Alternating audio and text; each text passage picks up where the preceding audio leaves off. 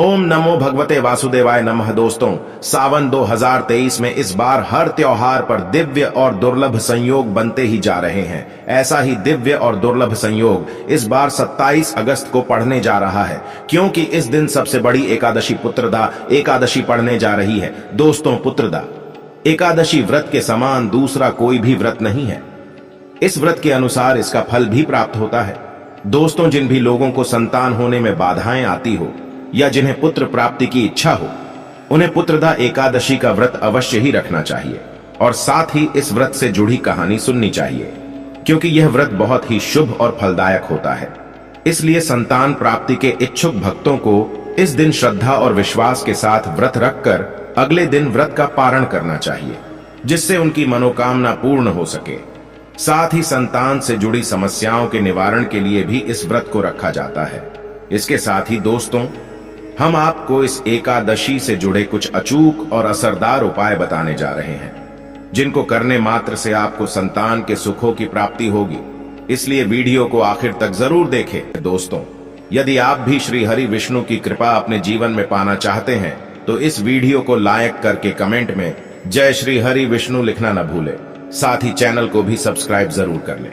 दोस्तों, इस बार साल 2023 में पुत्रदा एकादशी का व्रत रखा जाएगा। 27 अगस्त रविवार को और पुत्रदा एकादशी साल में 2 बार आती है, एक सावन के महीने में और दूसरी पोष के महीने में। और एकादशी के दिन व्रत रखने वाले भक्तों को एक दिन पहले ही दशमी तिथि की रात से नियमों का पालन प्रारंभ कर देना चाहिए। फिर सुबह सूर्योदय से पहले उठकर नित्य कर्मों से निवृत्त होकर स्नान करके शुद्ध और स्वच्छ धुले हुए वस्त्र धारण करके भगवान श्री हरि का ध्यान करना चाहिए। अगर संभव हो तो किसी पवित्र नदी में स्नान करना चाहिए, नहीं तो आप घर पर भी नहाने के पानी में गंगा जल मिलाकर स्नान कर सकते हैं। फिर एक चौकी पर भगवान श्री हरि की प्रतिमा या तस्वीर की स्थापना करके धूप दीप जलाकर व्रत रखने का संकल्प लेने के बाद कलश की स्थापना करनी चाहिए। फिर धूप दीप आदि से विधिवत भगवान श्री हरि की पूजा अर्चना करके व्रत की कथा पढ़ने और सुनने के बाद आरती करके सबसे अंत में फलों का भोग लगाकर आपको अपना व्रत प्रारंभ करना चाहिए। दोस्तों, ध्यान रखें कि भगवान श्री हरि की पूजा में तुलसी पत्ते का प्रयोग अनिवार्य रूप से करना चाहिए, क्योंकि यह पुत्रदा एकादशी है। तो इस दिन भगवान श्री हरि के साथ साथ भगवान श्री कृष्ण की भी पूजा करनी चाहिए। दोस्तों, भगवान श्री कृष्ण के बाल गोपाल स्वरूप की पूजा करने से संतान से जुड़ी हुई समस्याएं दूर हो जाती हैं। तो इस दिन आप भगवान श्री कृष्ण को माखन मिश्री का तुलसी जी की मंजरी का भोग लगाना मत भूलिएगा। दोस्तों, एकादशी तिथि प्रारंभ होगी 27 अगस्त रविवार को 12:09 दोस्तों देखा जाए तो 26 अगस्त शनिवार की मध्य रात्रि का यह समय होगा और एकादशी तिथि समाप्त होगी 27 अगस्त रविवार की रात को ही 9:32 पर। इस प्रकार से रविवार के दिन सारा दिन ही एकादशी तिथि ही रहेगी। रात के समय द्वादशी तिथि प्रारंभ हो जाएगी।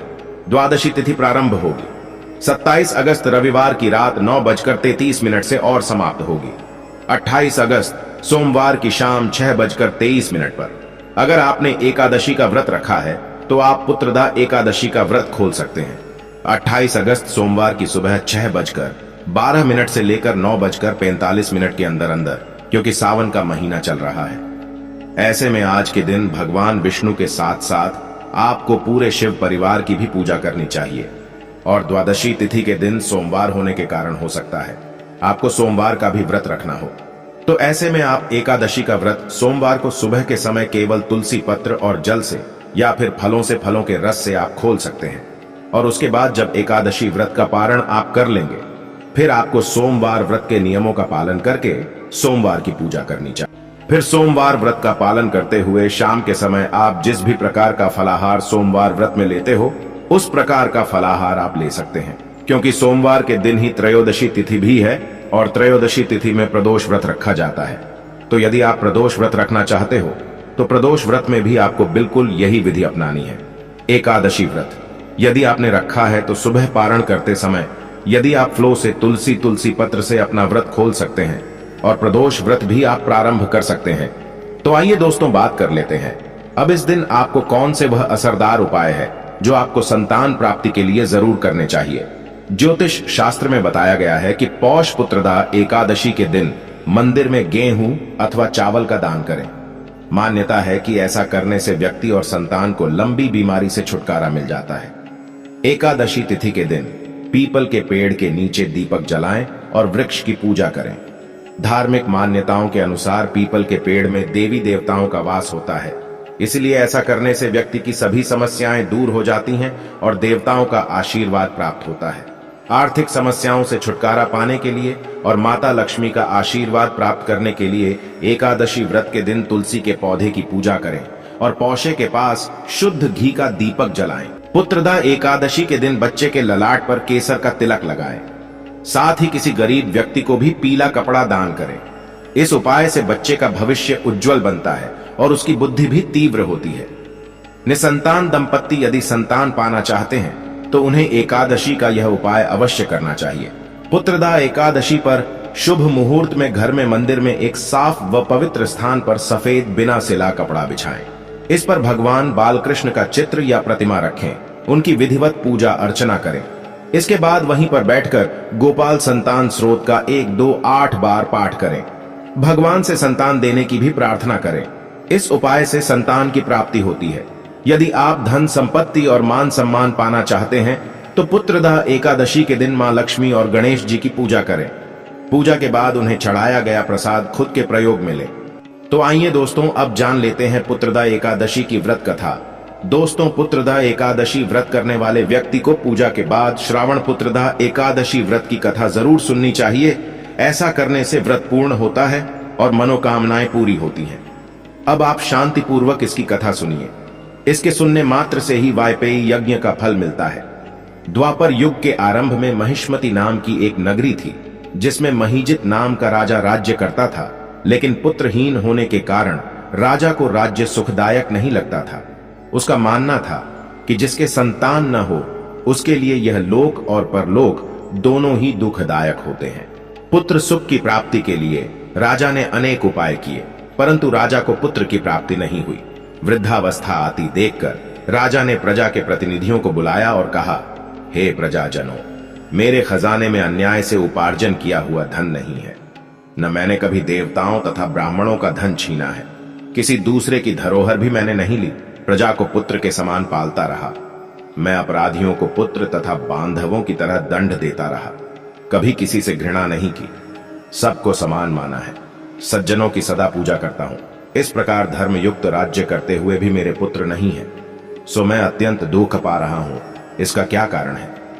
राजा महीजित की इस बात को विचारने के लिए मंत्री तथा प्रजा के प्रतिनिधि वन को गए।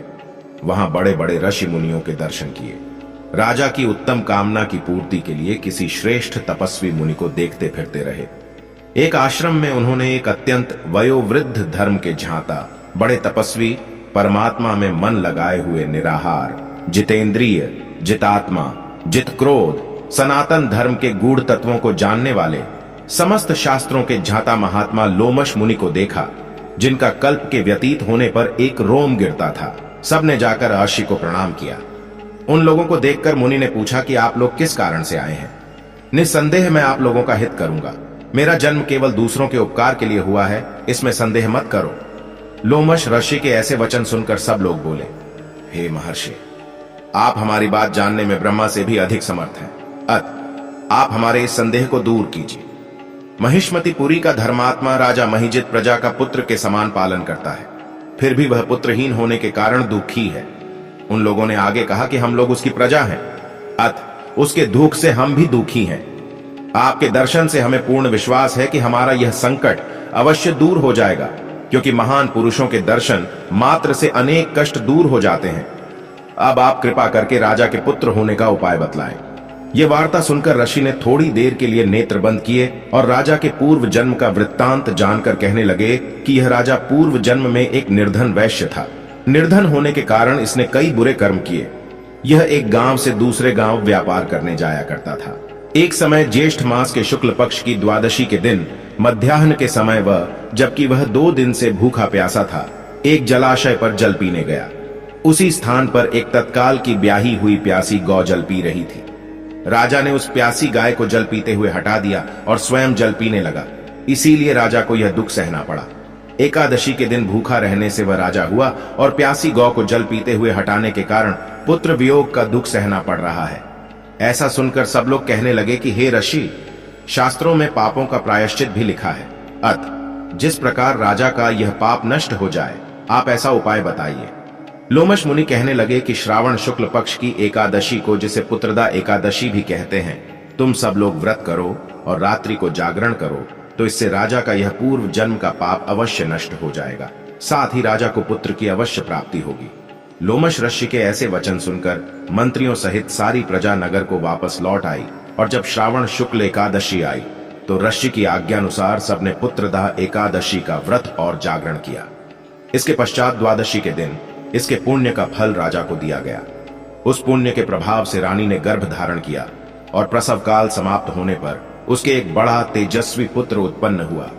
इसीलिए हे राजन, इस श्रावण शुक्ल एकादशी का नाम पुत्रदा पड़ा।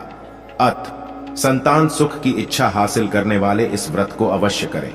इसके महात्म्य को सुनने से मनुष्य सब पापों से मुक्त हो जाता है और इस लोक में संतान सुख भोग कर परलोक में स्वर्ग को प्राप्त होता है।